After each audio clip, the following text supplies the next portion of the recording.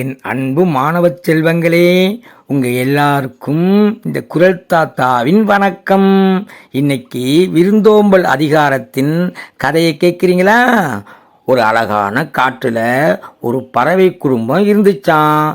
அந்த குடும்பத்துல அப்பா குருவி, அம்மா குருவி, 2 குட்டி குருவிங்களும் இருந்துச்சுங்களாம்.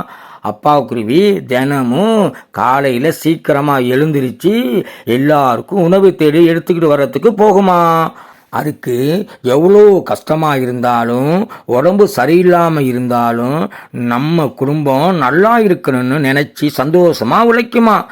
நம்ம வீட்டுக்கு வெளியில இருந்து யாரும் வந்தாலும் அவங்களுக்கு சாப்பாடு கொடுக்கணும், அவங்களுக்கு ஓய்வு எடுக்க இடம் கொடுக்கணும்னு அப்பா குருவி எப்பவுமே நினைக்குமா. ஒரு நாள் ரொம்ப தூரத்திலிருந்து ஒரு பறவை களைப்போட வந்துச்சான். அதால பறக்க முடியலையாம்.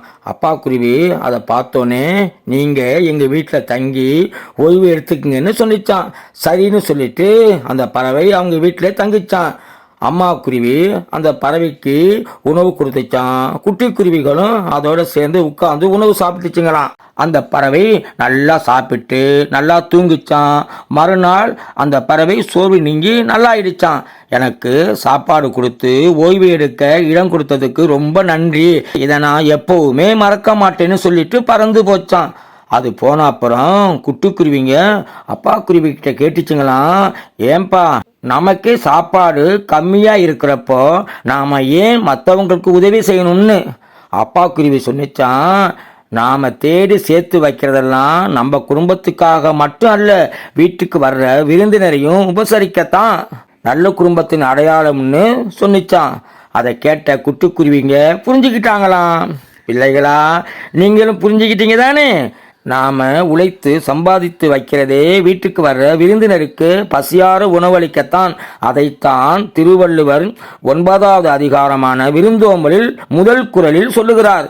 அந்த குறள், இருந்தோம்பி இல்வாழ்வதெல்லாம் விருந்தோம்பி வேளாண்மை செய்தற் பொருட்டு.